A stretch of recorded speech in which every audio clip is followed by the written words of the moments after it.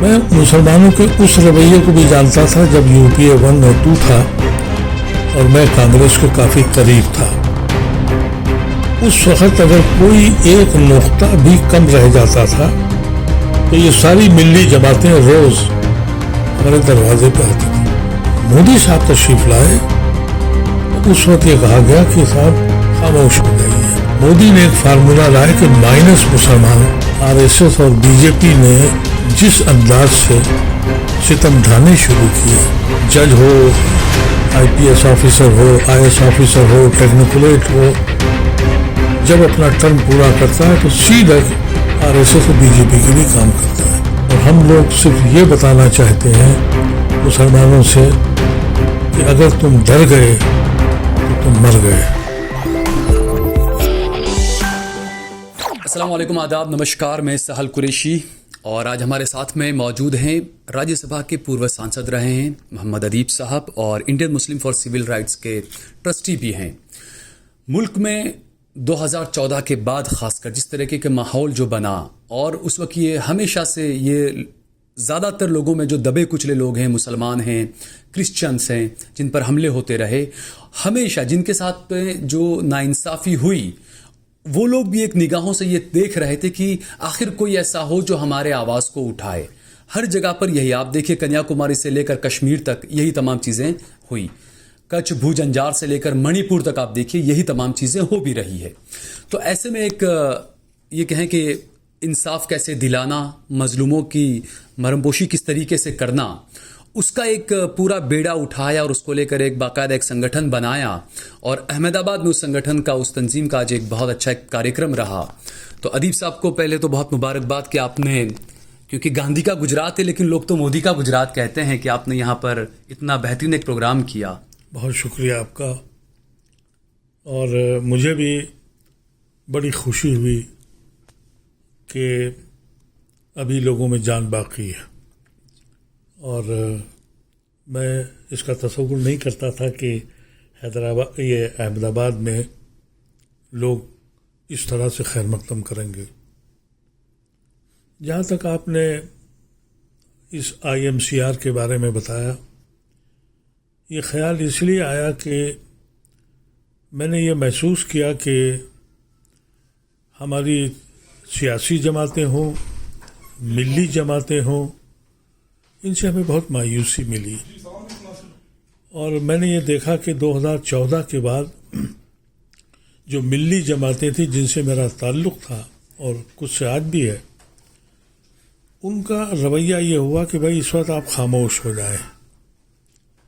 कुछ ऐसा लगता था जैसे कोई गब्बर सिंह आ गया है, कौन आ गया है, क्या मुसीबत है। मैं मुसलमानों के उस रवैये को भी जानता था जब यूपीए 1 और 2 था और मैं कांग्रेस के काफ़ी करीब था।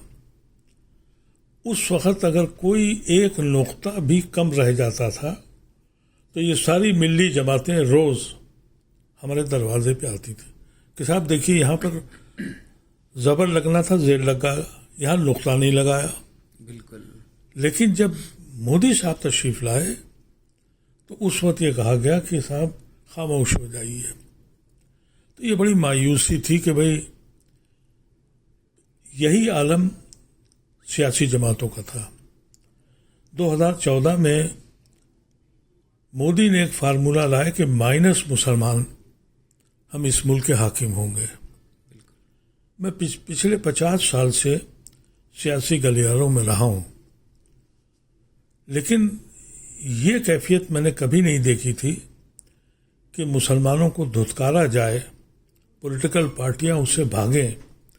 क्योंकि जब 2014 में ये आ गए तो कांग्रेस ने एंथोनी साहब के तरफ से एक कमेटी बनी और कहा कि साहब ये हम इसलिए हार गए कि कांग्रेस मुस्लिम नवाज थी। इसके बाद कांग्रेस ने पल्ला झाड़ लिया। दूसरी पॉलिटिकल पार्टीज ने भी कहा कि भाई मुसलमान बीजेपी के खिलाफ तो वोट देगा ही, इनसे वक्त क्यों खराब करो। तो मियाँ कहाँ जाएगा, हम बेसहारा हो गए। बिल्कुल। और इसका नतीजा ये हुआ कि आरएसएस और बीजेपी ने जिस अंदाज से सितम ढाने शुरू किए, جو ہمارے دانشور حضرات تھے ان کی خاموشی خطرناک حد تک مایوس کن تھی. میں نے دیکھا کہ غیر مسلم جج ہو، آئی پی ایس آفیسر ہو، آئی ایس آفیسر ہو، ٹیکنوکریٹ ہو، جب اپنا ٹرم پورا کرتا ہے تو سیدھا آر ایس ایس اور بی جے پی کے لیے کام کرتا ہے. میں نے اپنے مسلمانوں کو دیکھا کہ تھوڑے سے لوگ جن کی کچھ حیثیتیں تھیں اور جو بڑی بڑی عہدوں پہ رہے تھے، انہوں نے اپنے بچوں کی زندگی تو یا تو باہر بھیج کے بنا لی یا یہاں بہت اچھی پوزیشن پہ لگا دیا. گھر پہ بیٹھ گئے، کوئی حرج نہیں ہے، لیکن گھر پہ بیٹھ کے گریا کر رہے ہیں، ماتم کر رہے ہیں. تو اس وقت میں نے ایک آواز لگائی کہ بھئی پڑھے لکھے مسلمان کہاں ہیں؟ کوئی اور وقت آئے گا، کبھی جاگو گے. تم کو اللہ نے عزت دی، دولت دی، شہرت دی، سب کچھ دیا، کیا اللہ تم سے پوچھے گا نہیں کہ تم نے میری قوم کے ساتھ، میری امت کے ساتھ کیا کیا؟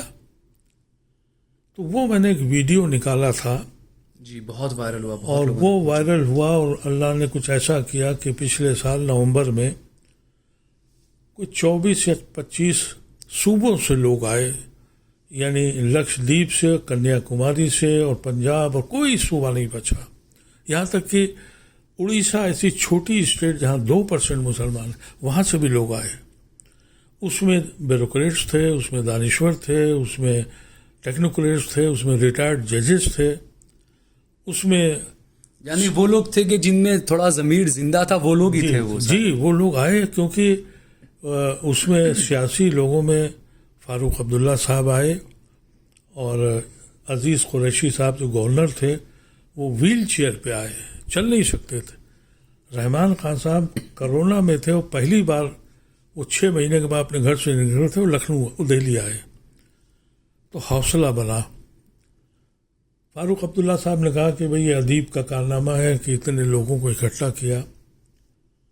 میں نے کہا کہ میں 99% لوگوں کو جانتا بھی نہیں ہوں، میں نہیں جانتا ان لوگوں کو، لیکن ایک بات کا احساس ہوا کہ جو سینے میں میرے درد ہے وہ ایک رکشے والے کے بھی سر میں.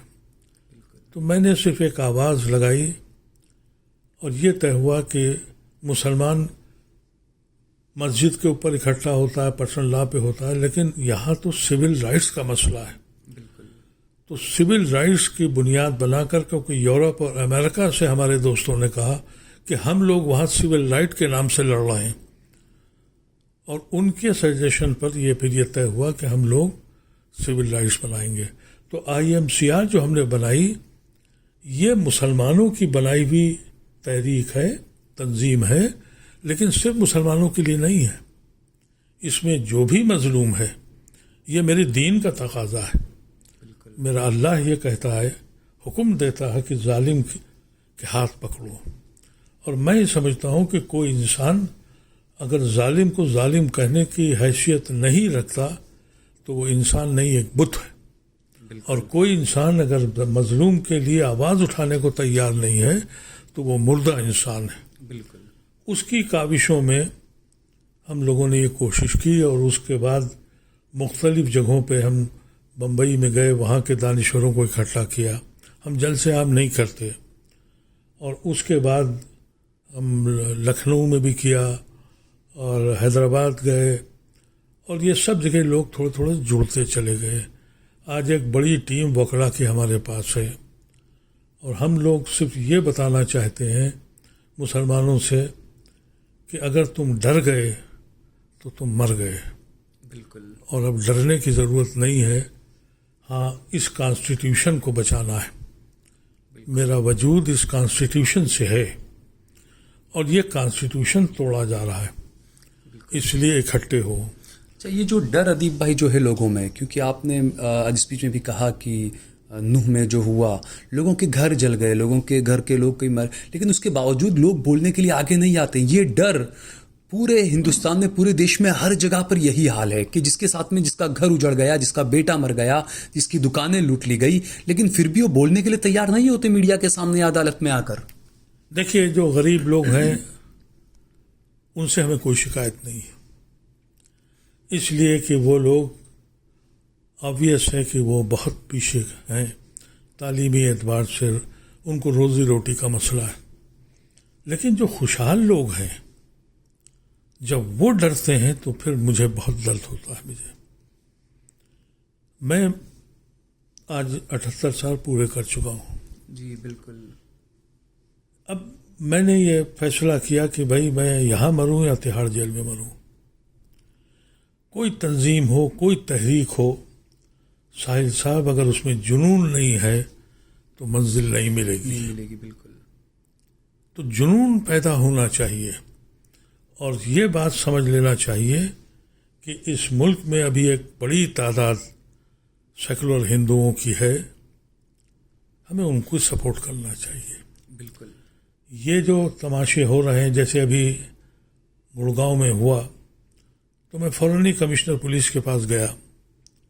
انہوں نے کہا کہ میں آپ کی کالونی میں اکیلا مسلمان ہوں، ہم سیکورٹی بڑھا دیں، فلاں کر دیں. میں نے کہا بالکل نہیں، یہ کسی ایسے آدمی کو نہیں ماریں گے، کیونکہ ایک بار انہوں نے غلطی کی تھی احسان جعفری کو مار کے. پوری دنیا میں یہ آج تک پلہ نہیں جھاڑ پائے. بالکل. یہ ان کو ماریں گے جن کے ساتھ انہوں نے آج کل اپنا سینہ کھول رکھا، یہ کہہ کے ہمیں مسلمانوں میں بانٹ رکھا ہے کہ یہ پاسماندہ ہے. بالکل. ان کے گھر لوٹیں گے، یہ ان کو رسوا کریں گے.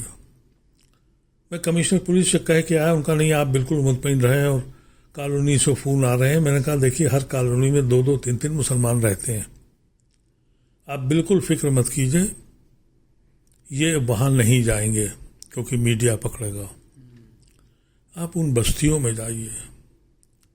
3 بجے میں وہاں سے واپس آیا، لیٹ گیا. 3 بجے فون آیا کہ وہ جو سیکٹر 70 کے بغل میں ایک کلسٹر ہے مسلمانوں کا، بیچارے بہار کے اور مزدور اور غریب جی سارے. اور نہیں، اور بنگال کے، کسی نے نائی کی دکان کھول رکھی ہے، کسی نے گوشت کی دکان، کوئی پنچر بنا رہا ہے، کوئی یہ کر رہا ہے، وہاں آگ لگا دی. پھر میں نے کمشنر سے کہا ان کا غلطی ہو گئی. وہ کمشنر وہ کیرل کی تھی، لیڈی، آنیسٹ لیڈی.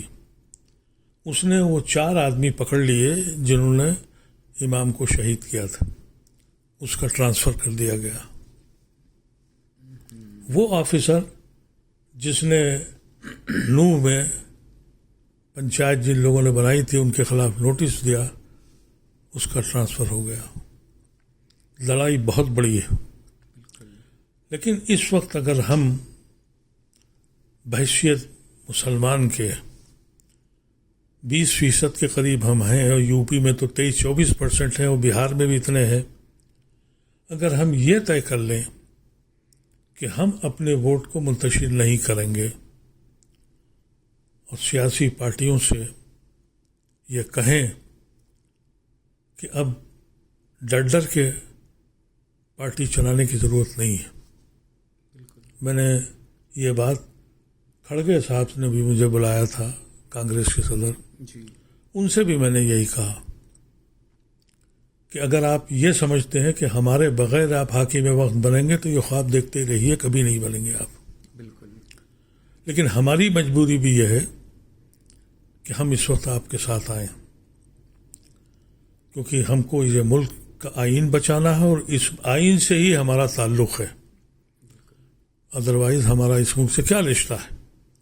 ہم نے خون کو اسی لیے بانٹا تھا کہ ہم آپ کے چھوٹے بھائی کی حیثیت سے سہیوگی ہوں گے. لیکن مشکل یہ ہے کہ اس جو یہ زمانہ بنا ہے، اور میں سمجھتا ہوں کہ میں ایک بات بار بار کہتا ہوں کہ یہ جو موجودہ رجیم ہے، اس نے اتنا بڑا گناہ و پاپ کیا ہے جو دلوں کو بانٹا ہے. بالکل.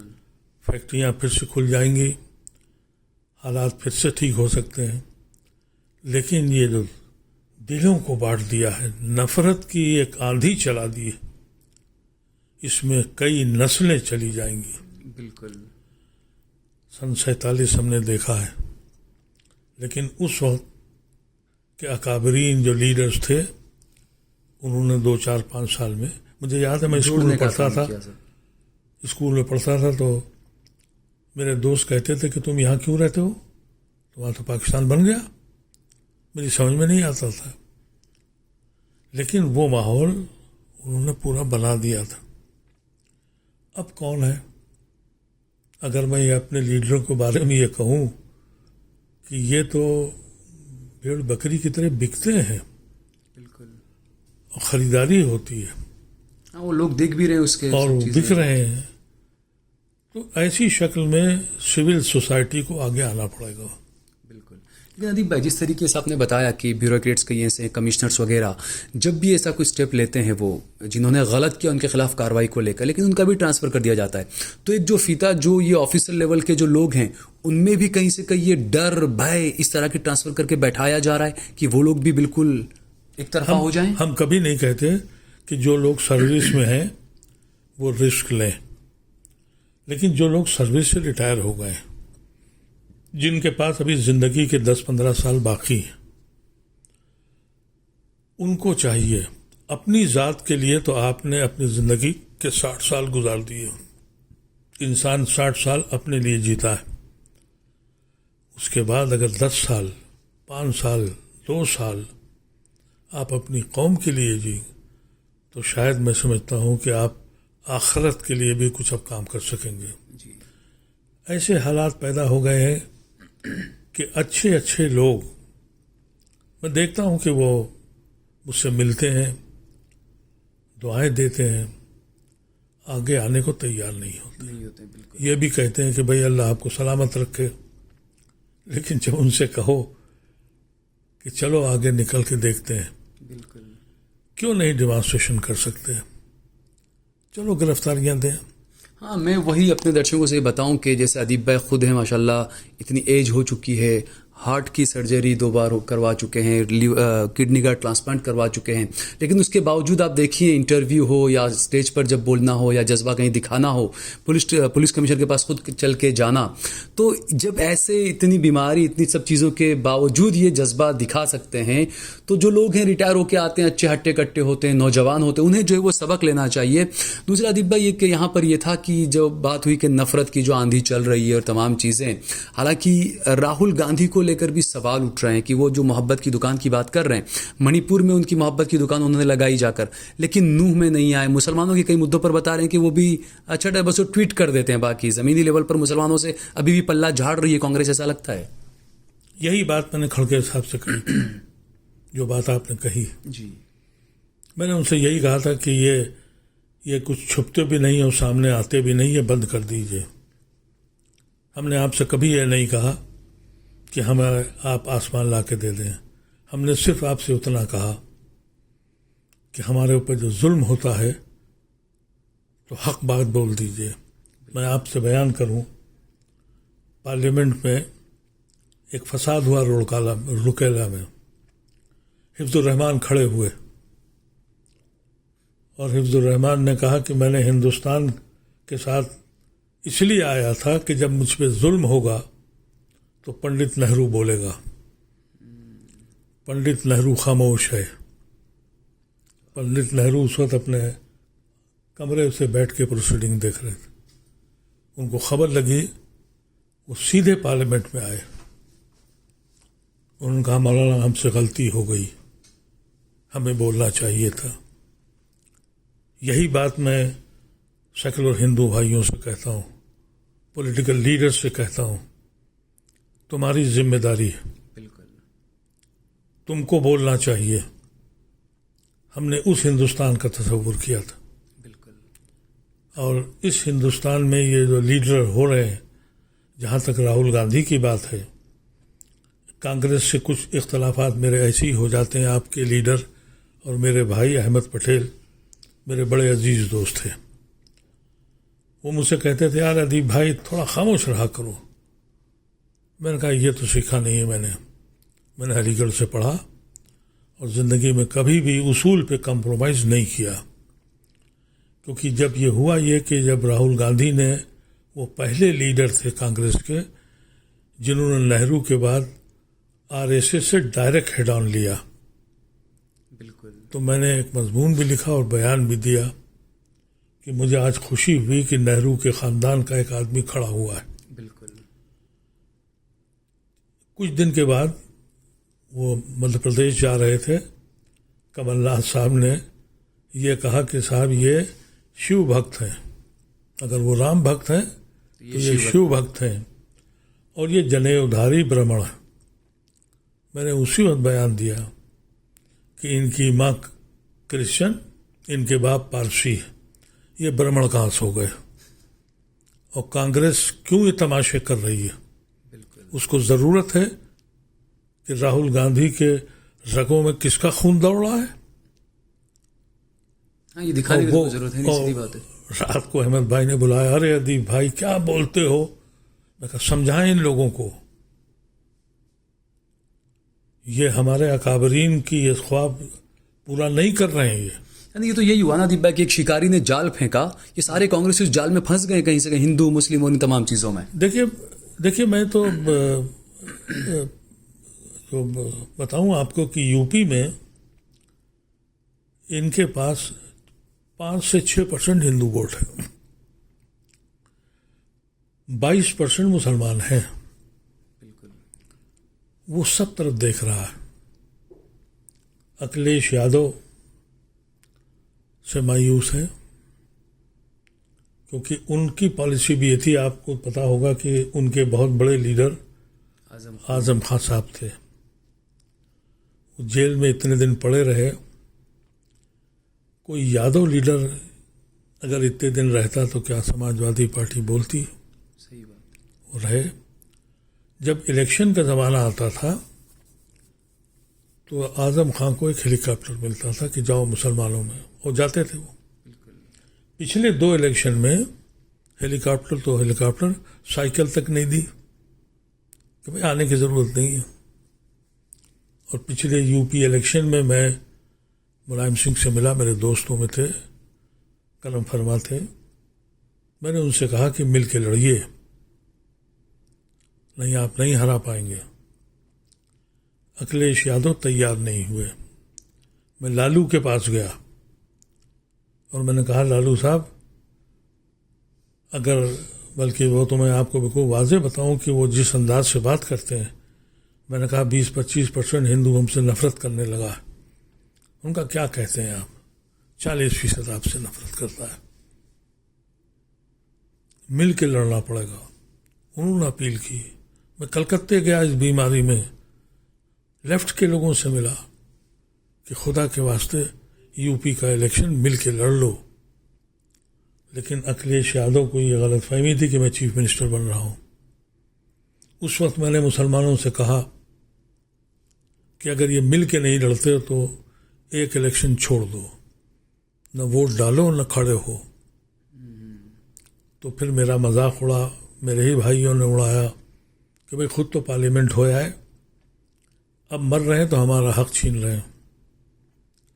لیکن ہندو دانشور کلدیپ نیر صاحب حیات تھے، انہوں نے مجھے فون کیا کہ وہ میرا بیان کہیں چھپا تھا. ان کہا بھائی کیا الٹی سیدھی باتیں لکھ تم بولتے رہتے ہو. میں نے کہا کلدیپ بھائی میں نے کیا کہہ دیا؟ بھائی یہ کیا کہہ دیا کہ مسلمان الیکشن سے ہٹ جائے. میں نے کہا میں نے اس لیے کہا کہ اگر آپ لوگ مل کے ہندوستان کو بچانے کے لیے نہیں تیار ہیں، ہماری گردنوں پہ الیکشن کیوں کر رہے ہیں آپ؟ بالکل. چیف منسٹر اکھلیش بنیں گے یا چیف منسٹر یوگی بنیں گے، جو بھی بنے، ہماری گردنوں پہ. تو ہم کیوں حصہ لیں اس میں؟ ایک الیکشن روزی روٹی پہ ہو جانے دیجیے. تو ان کا الفاظ تھے کہ کیا ہمیں 1000 سال پیچھے بھیج دو گے؟ ٹھاکر بنیے سے لڑے گا، بنیا پنڈت سے لڑے گا، اور پنڈت دلت سے لڑے گا، ہم 1000 سال پیچھے چلے جائیں گے. وہ دانشور تو سمجھ گیا، لیکن مسلم دانشور نے میرا مذاق اڑایا. اور اگر یہ لوگ مل کے نہیں لڑتے ہیں، IMCR کی طرف سے میں ہر پارٹی کے پاس جا رہا ہوں کہ آپ مل کے لڑیے. تو 2024 کے لوک سبھا الیکشن کو آپ کیسے دیکھتے ہیں ادیب بھائی؟ کیا ماننا ہے آپ کا؟ کیا ہوگا؟ انڈیا دیکھیے، اگر یہ لوگ مل کے لڑتے ہیں، اور مجھے ایک بات اچھی لگی اور میں نے سنی ہے کہ راہل گاندھی کا ذہن صاف ہو چکا ہے، ان کی پرائرٹی اس سرکار کو بدلنے کی ہے۔ اگر یہی پرائرٹی ہر پولیٹیکل پارٹی نے لے لی تو 24 میں بدلاؤ ہو سکتا ہے، تو بدلاؤ یقینی طور پہ ہوگا، اور ہمارا مسلم ووٹ بھی منتشر نہیں ہوگا۔ مجھے بہت تکلیف ہے، لیکن کہنا پڑتا ہے کہ مسلمان سوچنے سمجھنے کی صلاحیت کھو بیٹھا ہے۔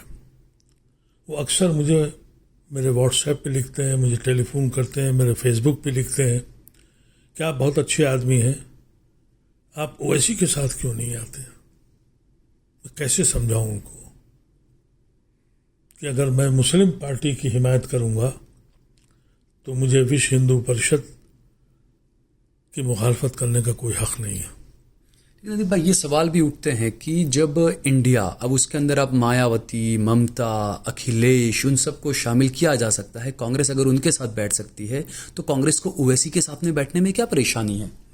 دیکھیے، ایسا ہے کہ گجرات کا جب بہار کا الیکشن ہوا تھا، اسرار الحق قاسمی صاحب میرے پاس آئے اور انہوں نے کہا کہ میں جو ان کا جو علاقہ ہے، کیا کہلاتا ہے وہ سب مسلم بیلٹ ہے، ہاں مسلم بیلٹ علاقہ جی، پورا، انہوں نے کہا کہ کشن گنج، کشن گنج تو ہے لیکن وہ پوروانچل ہے، کیا علاقہ ہے، جی۔ تو انہوں نے کہا کہ میری ہر سیٹ پہ اویسی لڑ رہے ہیں اور ہم سب ہار جائیں گے۔ تو میں نے کہا اویسی سے بات کریں گے۔ آپ یقین کریں کہ میں ان سے ملنے گیا، وہ ملے نہیں مجھ سے۔ اچھا۔ اور میں نے ان سے یہی کہا کہ بھائی کسی صورت سے مل لو۔ شرد یادو کے گھر پہ میٹنگ ہوئی، غلام نبی کانگریس کی طرف سے تھے، میں نے وہاں یہ کہا کہ 3 سیٹیں ان کی بنوا دیجیے، دلوا دیجیے ان کو۔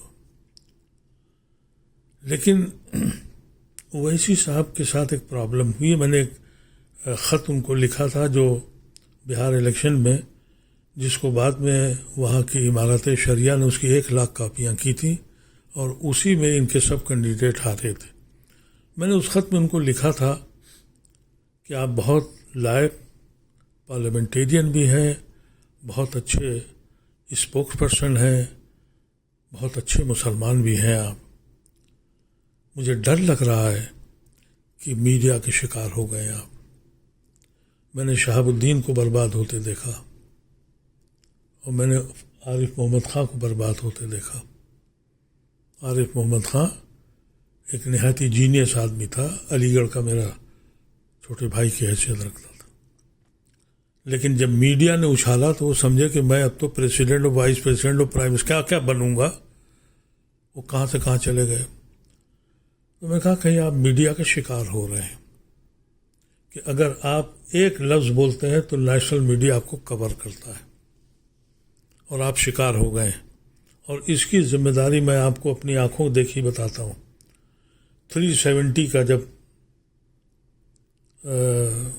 بل آیا، میں پارلیمنٹ میں اوپر بیٹھ کے سن رہا تھا، لوک سبھا میں دانش علی کھڑے ہوئے، روی شنکر پرساد اپنے بی جے پی کے لوگوں کو ہاتھ سے اشارے سے ہوٹ کرا رہے تھے، بولنے نہیں دیا۔